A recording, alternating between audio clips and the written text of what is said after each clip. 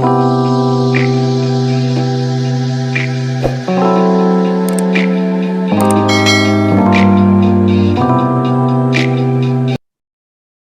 precious humans. I am Jamie Dawn, your evolutionary, revolutionary astrologer, bringing you your celestial wisdom for the week of February 13th through the 21st of 2022.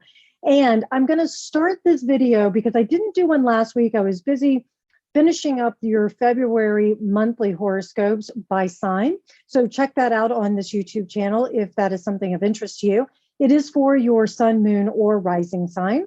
And that just gives you a more well-rounded picture of what you can expect and influentially with these planets over the month of February. But these videos, these celestial wisdom videos, are by week and giving you sort of in the moment setup to the energies that you're going to be feeling. And I say that because those of you who know me, who connect with me, who watch this channel, maybe share it with your friends or family, you can feel energy everywhere, because that is one thing that all of us are made of. It's something that can't be created or destroyed. And I'll go back to the very basics of when we meet someone for the first time, we have a positive feeling or a negative feeling or a neutral feeling, but all of that is energy. The way we present ourselves, how we show up is energy. And so I say that because if you notice, when continuing with the example of meeting somebody, maybe for the first time, is that you could spend some time with them and you feel energized because of how they show up and interact with you. It's like you feed off of each other. And this is how the planets interact with each other, and we feel them when they're in their interaction, because, as I've said, we're made of earth and stars. So when we are meditating on a particular energetic field, we're connecting with it. Or if we're having conversation, our words are energy that fills up a room, it fills up a space.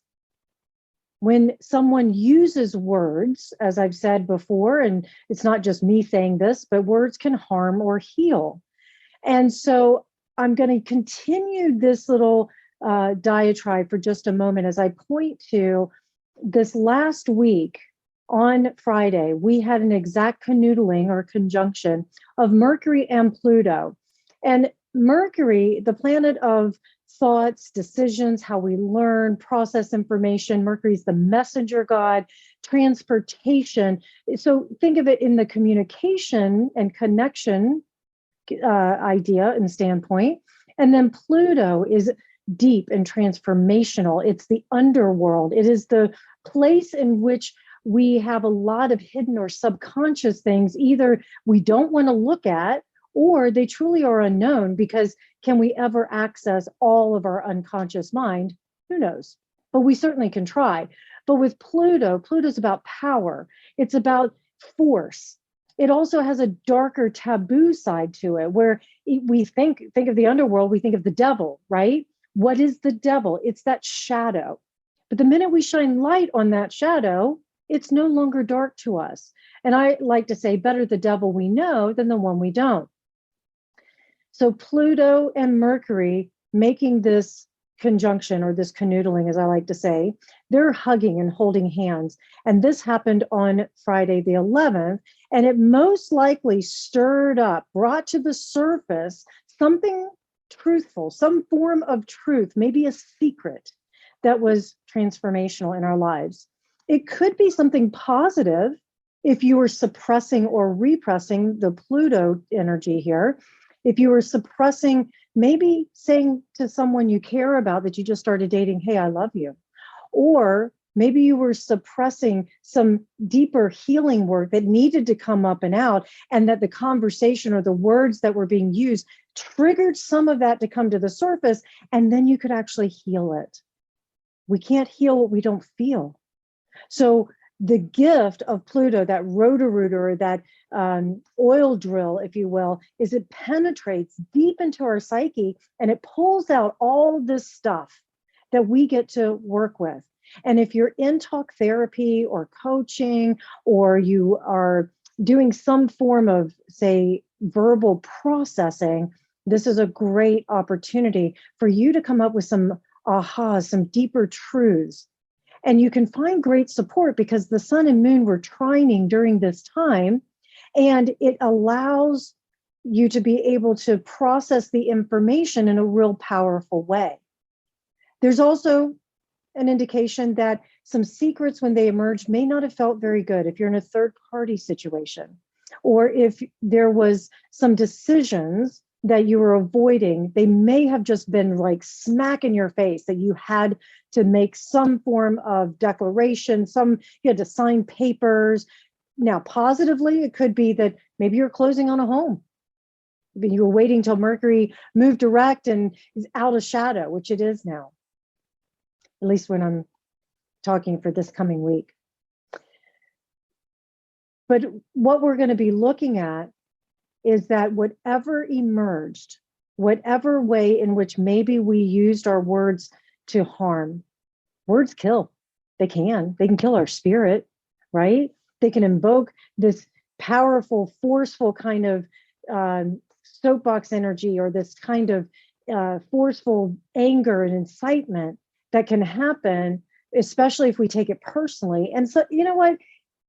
I realize one of the 4 agreements is don't take anything personally, which I agree with, but it's a lot easier said than done. But also think of it this way. There's deeper meaning. There's always something more that we can extract, that we can pull out. And that when and if we're willing to work with it, process it. I'm not a verbal processor, believe it or not. I mean, obviously I sit here and talk on these videos, but when I'm faced with a decision, or I'm wrestling with a wounding, or I'm wrestling with something, I usually go very deep and internal, and I have to internalize it first before I can then share it.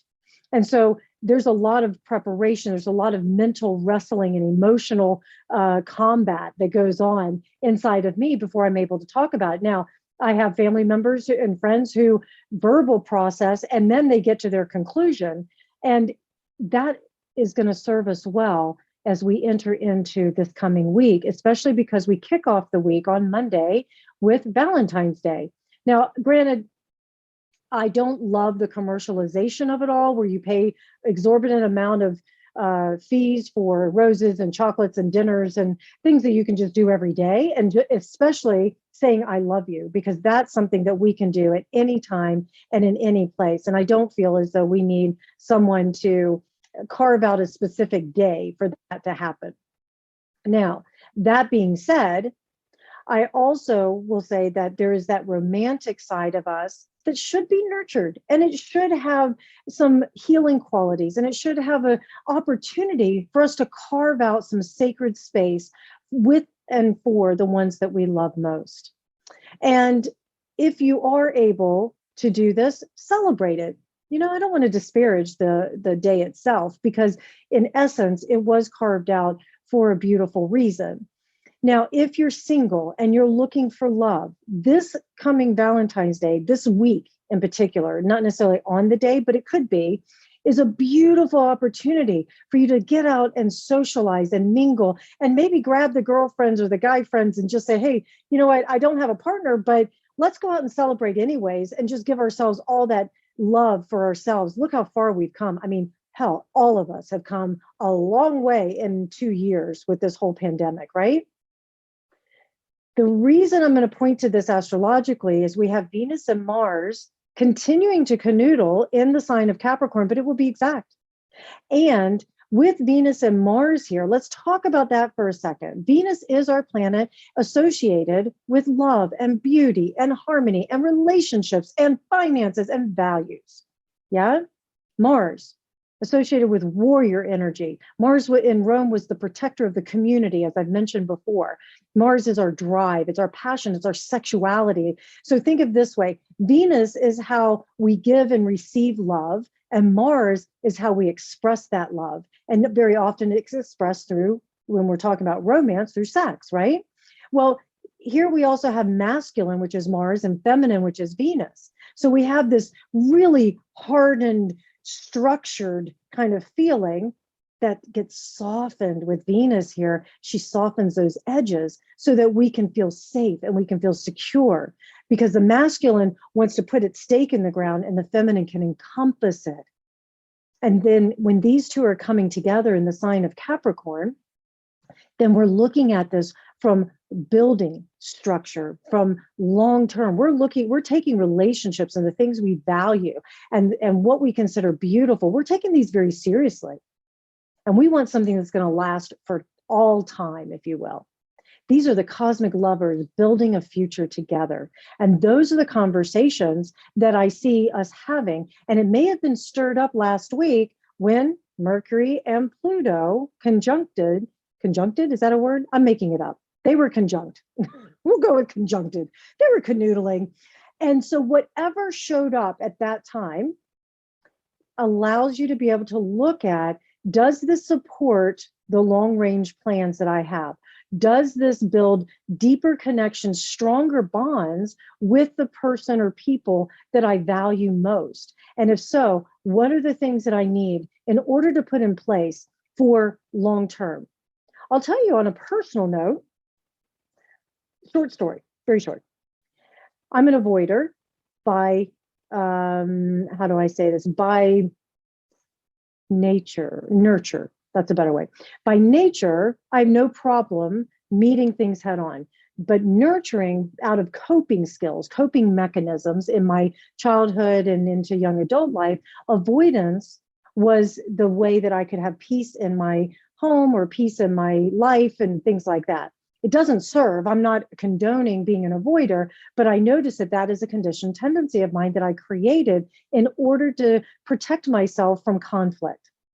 Well, over the years, I have learned, thank you for Nine Gates Mystery School, how the tools that I needed in order to meet every moment with my full presence, with this ability to not run. And so the reason I'm sharing this with you is that this week in particular is going to ask us, where have we been running from and where can we abide? Do they line up with our values? What can we meet head on and say, this is what I want in order for me to have the longer game, in order for me to achieve the things in my life that I genuinely want to achieve. We talk often about relationships. So I'll talk about that for a second. Very often, we want these relationships and then we get in them and we bitch, moan, and whine about them. And I realize there's no relationship that's perfect. And I'm not talking about just romance. I'm also talking about friendships. I'm talking about community and, work relationships. All these relationships, we say, I want. Then we get in it and like, oh God, I'm going to run from it. I'm not talking about long suffering or abuse. But what I will say is that just because you meet a resistance, just because we may have conflict, that is an invitation for us to go deeper into the bonding process with this particular situation. Now, again, if you are faced with a toxic relationship or one-sided or a third-party relationship, those kinds of dynamics have a lot of layers to them, and only you can decide what's right for you for how long you would stay. But I sense that this week in particular is going to have you evaluating and maybe reevaluating even what and who supports and aligns with your values, what and who allows you to be able to express your love language and allows you to feel safe enough to receive that love. Your personal magnetism is at all-time high with Venus and Mars here. And remember, they're going to be traveling companions, I should say, more than companions. They're going to be traveling lovers for the next 2 months, for the month of February, the month of March. And they're finishing their traveling time through Capricorn, and then they enter into Aquarius in March. And I'll talk about that in those videos.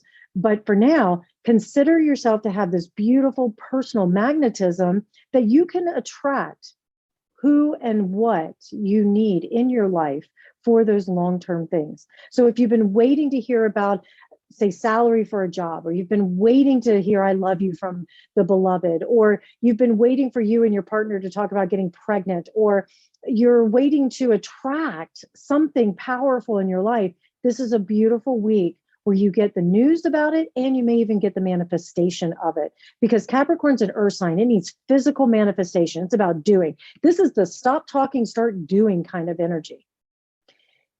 Expressed emotions, when we express our emotions, they may have a real serious quality to them. So, a lot of time when I say serious quality, I may say, I'm feeling very angry versus fuck you and I go and, whatever, right? I mean, this is going to have more of a, I'm feeling this and we need to talk about it and we're not dismissing it. And I want to point out too, emotions are important. They are not the one thing that we should base all of our decisions on, but they also need to be integrated, not dismissed. It's part of the human experience. Every emotion is meaningful. We just don't want to give it too much energy or too much structure and create a life that we're not wanting to live, right? What we need there are meaningful relationships, how we can accomplish these when we're working together. So if you're in a bonded relationship and there's been tension, turn your focus on what's our purpose together as a couple. How do we create that in our future? Is our purpose to just sit here and date for the rest of our lives? Probably not. You'll most likely be looking at that future and saying, hey, you know what? I don't want to just date. Let's move in together. Or let's start a family. Or let's build a house. Or let's start a business together. Or let's learn something together. Whatever it might be, that helps to bring things together for you. A sense of purpose is going to be at the forefront of your conversations and your minds. If you're single, when you are connecting with somebody new, you're going to be looking at this and asking questions around, what do you value most? Where do you see yourself in relationship? What kind of relationship do you want?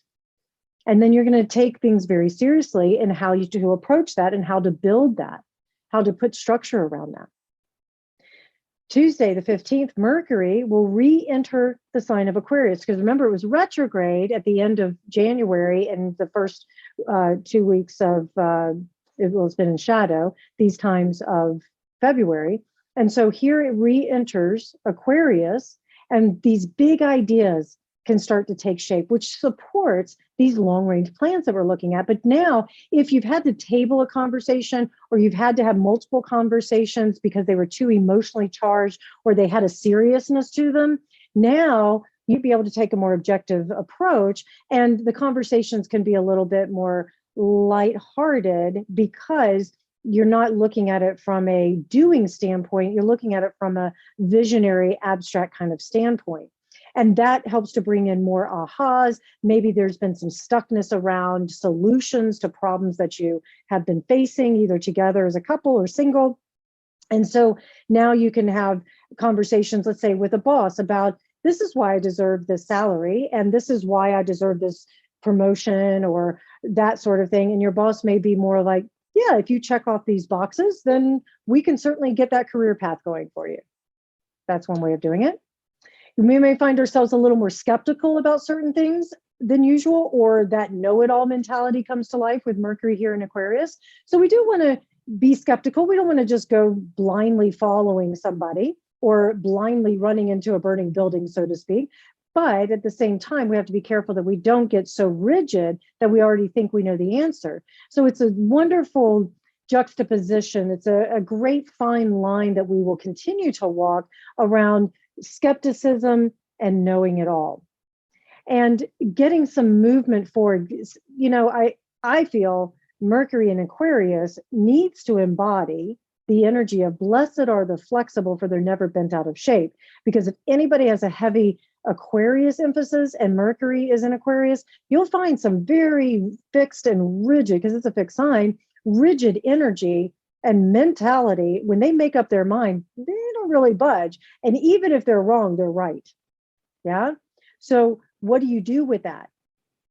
You soften, you open, and you allow things to just continue to percolate, because this is a beautiful time to use meditation or to take a step back, go somewhere that inspires or has invoked some creativity in you that allows you to get these aha moments. Because that's the other thing. Mercury in Aquarius has a way of seeing things suddenly, and it just drops in out of nowhere. It's a great innovation time. So if you feel stuck in a box, this is a perfect time, for perfect week for having certain conversations or finding ways that stimulate the mind that allow you to just let unusual things drop in.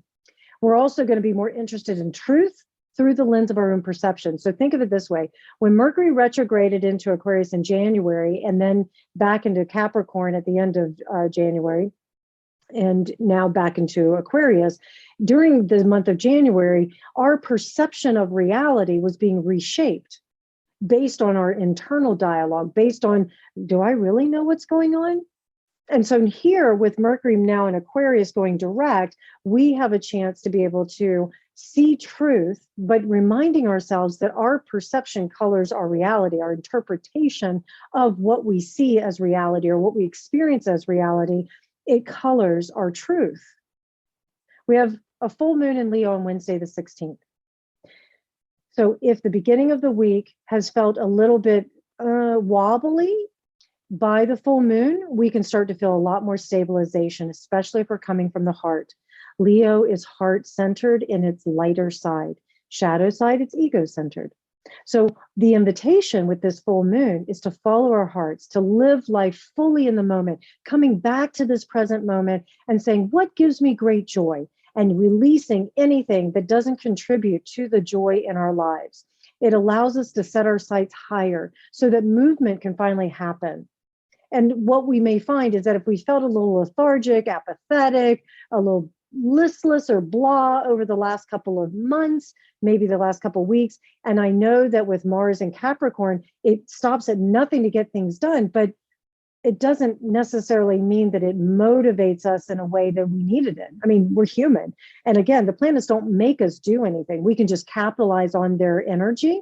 And so if you felt like things were a little stuck or slower moving than you would like, this is now the time after this full moon that you can start to see some movement forward. But it's important to set our sights high. And when I say release anything that doesn't contribute to joy, it doesn't mean there won't be challenges. It doesn't mean that you should just throw everything away because you're like, nah, I don't like this anymore. But what it does offer is that if you have been holding or clinging to something that really does drain you, maybe it's just a thought form. Maybe it's a way in which you're like, you know what, I think the world is against me. I have this belief system. If that's not contributing to your joy, it's time to change that mindset because our behaviors are driven by our belief system.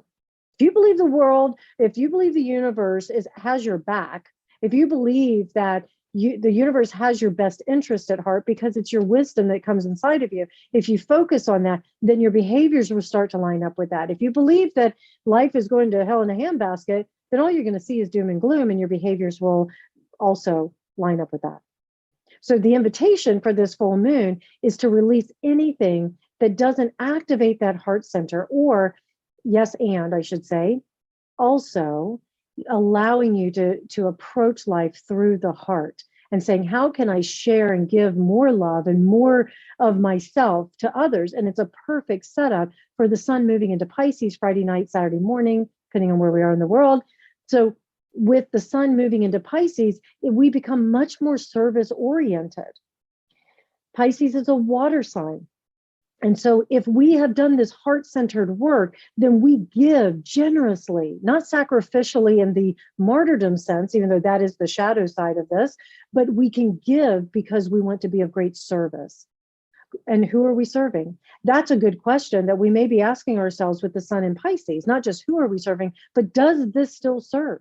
And if it doesn't, that full moon could activate places in which we remove anything that no longer serves because it's done. The contract has been served. The expression has been served. It's old, dusty, whatever. It's time to throw it out or donate it, repurpose it. Repurpose, recycle. Love that. When the sun is in Pisces for these next 28 days, we are most likely going to have very active dreams and imaginations, daydreaming, escapism, addictions can come to light. I'm going to give you light and shadow here. But the dreams and imaginations are energized and active during this time. And this is a beautiful time if we need to have another perspective or we need to get a little more creative to allow the sun to energize that. Idealism is favored over realism. So if it has been way too heavy with all this Capricorn energy, which quite frankly it has, but if things have been too serious where it just gets so heavy, idealism or escapism in a positive way is a beautiful thing that can lighten things up. Pisces is water, right? So water fills up every crevice and every space. And Pisces has an ability to be able to take on any form. And so it removes a lot of the ego. And that's a little bit of a conflict with the sun because the sun represents our ego. But with it in Pisces, it wants to express itself as that compassionate, that kind, that creative, beautiful, healing quality that lives inside of all of us. And we can tap into that. And we may see the suffering of others, but then it goes to, how may I serve? We can find great compassion and our attitudes. Then we're looking at things of what gives us true meaning. If we've been engaged in these ego battles, or we felt ego has been running amok, which, I mean, I'm sure in some way, shape, or form, we've all experienced it, we can find radical acceptance now. And then this, it's interesting. One of the words I would offer for Pisces energy is grace. The month of March, and leading into it, these last couple of weeks of February and into March, I sense that there'll be a lot of grace. And I would like to offer too, that if we can let go of any resistance, that's the gift also of Pisces, is it goes with the flow, that grace and ease can become an everyday occurrence. And that doesn't mean that we just become, apathetic and jellyfish and do nothing. But it does mean that we stop resisting and we stop fighting and we can settle in to the ebbs and the flows. Think of the ocean waves, the ebbs and the flows of life. And that when something negative shows up, we receive it with grace, we meet it with grace, and we allow others to also be of service to us because we have given great service, and it's very reciprocal. And when we're met with great joy and wonderful experiences, we share them generously with others. Because remember, Jupiter is in Pisces as well. So the sun and Jupiter coming together, we also are going to have a Jupiter-Neptune canoodling or conjunction in March, which I will talk about. It's a big deal. We haven't had one like this since 1856, I believe it was. So it's been quite some time. And what this will do is that this energy, beginning with the sun in Pisces, starts to really energize our spiritual mindset, our belief systems. It can give us greater hope and faith in our future. But we have to be willing to access imagination. The first tool in a shaman's toolkit is imagination. I remember when I was doing past life regression for the first time, my mentor was taking me there into a session. And before we started, I said, what if I'm just making this shit up? And she said, so what if you are? If you're getting what you need out of it. And did I? So I offer that. Don't dismiss the imagination. It's a tool. Use it. Remember, tools are weapons. We have choices. Everything can be a tool or a weapon, even the imagination, if we use it for escapism, if we use it for manipulation and control. So use the imagination as a tool to be able to access the subconscious mind, and then bring back whatever it is that you receive as an act of service. And what you'll find is that your relationships of all kinds are truly meaningful. And that's what we're looking for. All right, you guys, I know this is a longer than normal video. Thank you for staying with me if you have. If you haven't, go back and replay. Doesn't matter. But hopefully you got what you needed out of it. And come find me at jamiedawn.com. Please like, subscribe, share, comment, and I look forward to connecting with you. Have such a good week.